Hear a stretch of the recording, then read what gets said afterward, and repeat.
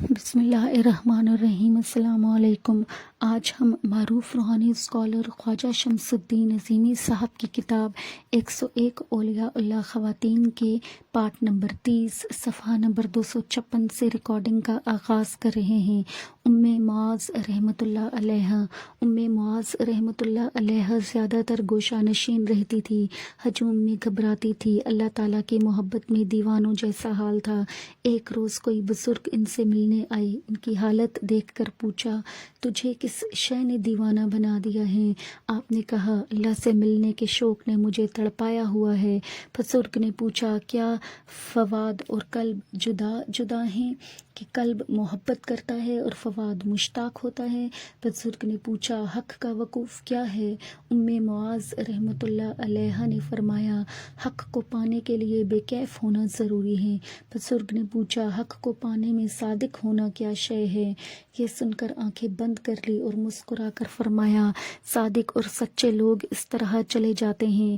ہلا جلا کر دیکھا تو جسم سے روح پرواز کر چکی تھی۔ حکمت و دانائی، قلب محبت کرتا ہے اور فواد مشتاق ہوتا ہے۔ حق کو پانے کے لیے بے کیف ہونا ضروری ہے۔ صادق اور سچے لوگوں پر نزاع کا عالم طاری نہیں ہوتا، وہ خوشی خوشی چلے جاتے ہیں۔ عرشیہ بنت شمس رحمۃ اللہ علیہ اللہ کی رضا میں راضی رہتی تھی۔ ایک ولی اللہ علی میاں کو خواب میں دکھایا گیا کہ عرشیہ بنت شمس جنت میں تیری رفیق ہوگی۔ علی میاں ان کو تلاش کرتے ہوئے ان کے گھر پہنچے اور مہمان بن کر رہنے لگے۔ علی رات کو عبادت کرتے اور دن میں روزہ رکھتے تھے۔ انہوں نے دیکھا کہ یہ خاتون عبادت کرتی ہیں اور نہ ہی روزے رکھتی ہیں۔ ایک دن پوچھا، آپ کی کیا مصروفیات ہیں؟ عرشیہ نے جواب دیا، جو آپ نے دیکھا یہی کچھ ہے۔ علی نے کہا، ذرا سوچ کر بتاؤ۔ عرشیہ رحمۃ اللہ علیہ نے عاجزی سے کہا، ایک خصلت مجھ میں یہ ہے کہ اگر تنگ دستی میں ہوتی ہوں تو تمنا نہیں رکھتی کہ خوشحال ہو جاؤں، بیمار ہوں تو راضی بر رضا رہتی ہوں، دھوپ میں چھت کی خواہش نہیں ہوتی، جس حال میں اللہ رکھے راضی رہتی ہوں۔ خواب میں حضرت مریم علیہ السلام اور حضرت عیسیٰ علیہ السلام کو دیکھا۔ حضرت مریم علیہ السلام نے کھجوریں اور دودھ کا ایک پیالہ دیا۔ ایک مرتبہ ایک عورت گھبرائی ہوئی آپ کے پاس آئی، کہنے لگی، میری بیٹی کی حالت بہت خراب ہے، دزا کی وجہ سے وہ سخت اذیت میں ہیں۔ آپ نے آنکھیں بند کی اور دم کر دیا۔ اللہ نے مشکل آسان کر دی۔ حکمت و دانائی، جس حال میں رب رکھے راضی رہنا چاہیے، تنگ دستی میں شکوہ نہیں کرنا چاہیے، خوشحالی میں اترانا نہیں چاہیے، صحت میں شکر گزار ہونا چاہیے، بیماری میں ناشکری نہیں کرنی چاہیے۔ بندہ ہر حال میں خوش رہ سکتا ہے۔ اولاد اللہ کا دیا ہوا تحفہ ہے، اولاد سے پیار اللہ کے لیے کرنا چاہیے۔ اولاد ماں باپ کے پاس امانت ہیں، اس امانت کی حفاظت یہ ہے کہ اولاد کی صحیح تربیت کی جائے۔ آپا جی رحمۃ اللہ علیہ میری ماں ہیں اور نام امت الرحمان ہے۔ میری ماں نہایت عابدہ و زاہدہ خاتون تھی، 7 وقت کی نمازی تھی، نظر و نیاز بہت کرتی تھی۔ گھر میں ہر ماہ کسی نہ کسی بزرگ یا امام کی فاتح ہوتی تھی۔ ڈیوڑی میں مہمان خانہ بنایا ہوا تھا، بلا تخصیص کوئی بھی شخص تخت پر آ کر بیٹھ جاتا تھا۔ مہمان کو تازہ روٹی پکا کر کھلاتی تھی۔ مہمانوں کا راشن ایک الماری میں مکفل رہتا تھا۔ الماری اس وقت کھلتی تھی جب مہمان آئے یا اس میں سامان رکھا جائے۔ ہر کام میں اللہ کا شکر ادا کرتی تھی۔ بڑی بیٹی آمنہ خاتون کا ہسپتال میں انتقال ہو گیا۔ خالہ ذات بہن نے بیٹی کے انتقال کی خبر دی تو فوراً کہا، یا اللہ تیرا شکر ہے۔ کچھ توقف کے بعد رونے لگی۔ بڑی باپی نے اپنا خواب اس طرح سنایا، میں نے خواب میں دیکھا کہ تہجد کی نماز کے لیے وضو کرنے جا رہی ہوں کہ یکا یک روشنی پھیلی اور پھر نور کا جھماکہ ہوا اور میں نے دیکھا کہ میرے آقا صلی اللہ علیہ وآلہ وسلم، میری جان ان پر فدا ہو، میرے سامنے کھڑے ہیں۔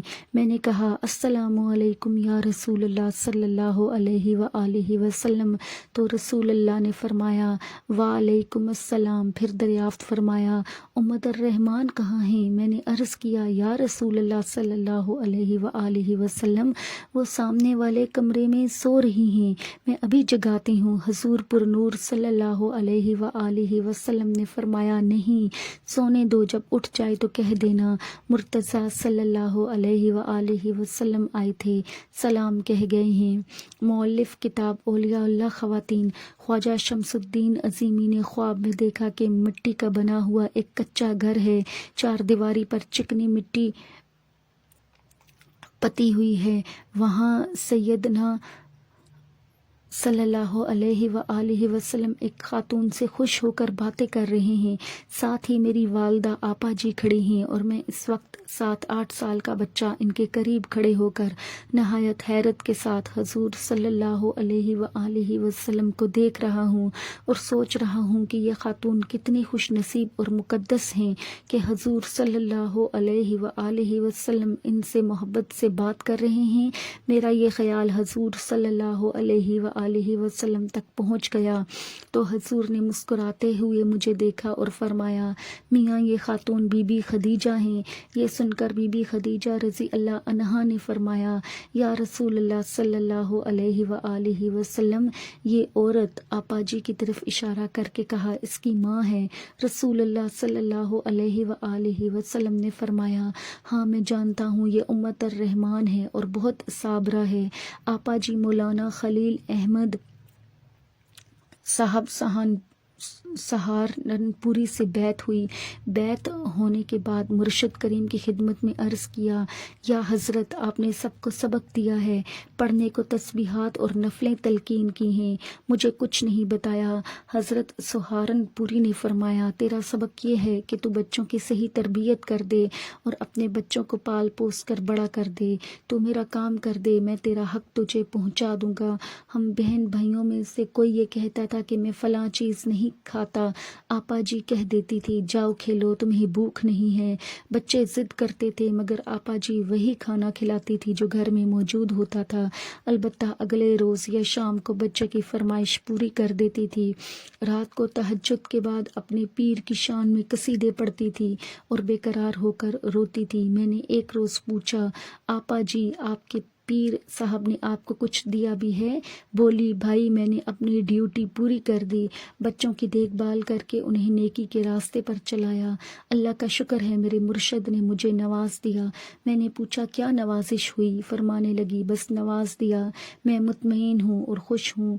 मेरे अब्बा जी दीनदार आदमी थे, शरीयत और तरीक़त में इनकी हैसियत मुमताज़ थी, अकल हलाल का बतौर ख़ास एहतमाम करते थे, वकालत के पेशे से मुंसलिक थे। एक रोज़ ख्याल आया कि वकील की कामयाबी इसमें है कि सच को झूठ और झूठ को सच साबित करके मुकदमा जीत ले।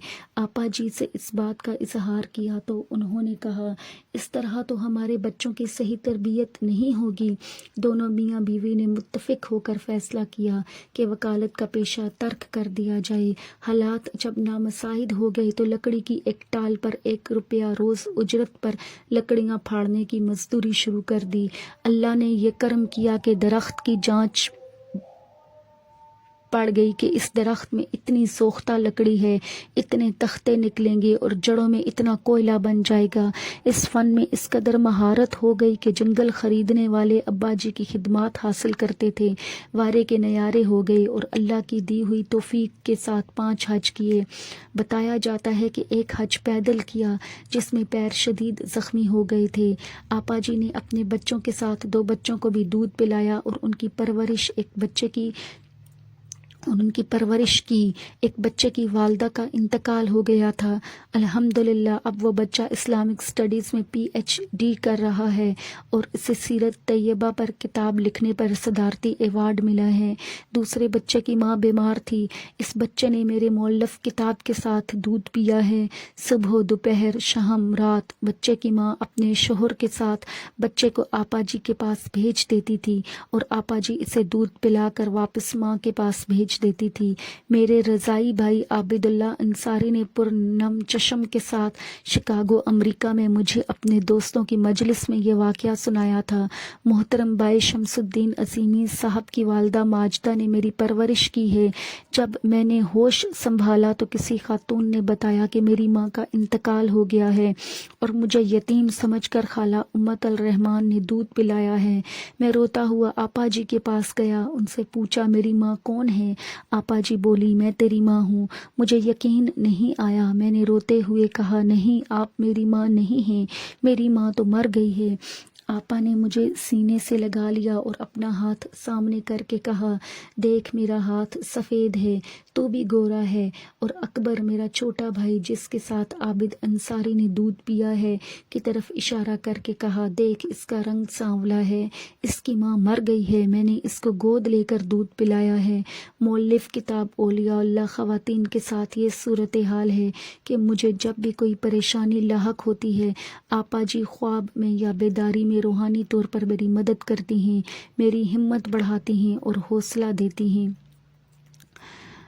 اب صفحہ نمبر 262 پر اختتام ہوا چاہتا ہے۔